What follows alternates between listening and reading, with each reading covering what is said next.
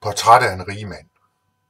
Der var engang en rigmand, som følte jorden skride under sig, men det var han kold i røven overfor.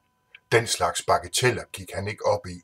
Han havde altid travlt med at opspore lyssky millioner, som passede til hans samling af biler og dårlig omtale, og fik hans isse til at glinse som fugtig guld.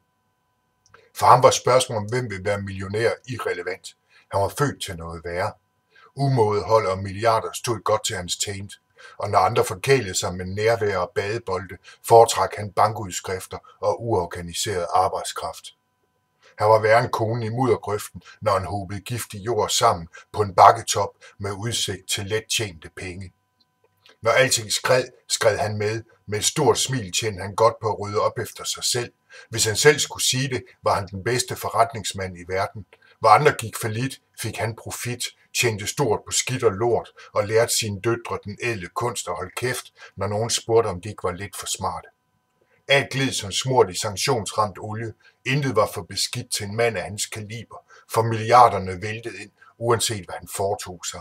Indtil den dag, hans store læs lort troede med at tippe ned i Alling Å og ud i Randers Fjord. Pludselig ville alle tale med ham om dette og hint, og hvad værre var det svært at være den usynlige milliardær, når alle ville vide, hvorfor han ikke farede op efter sig selv.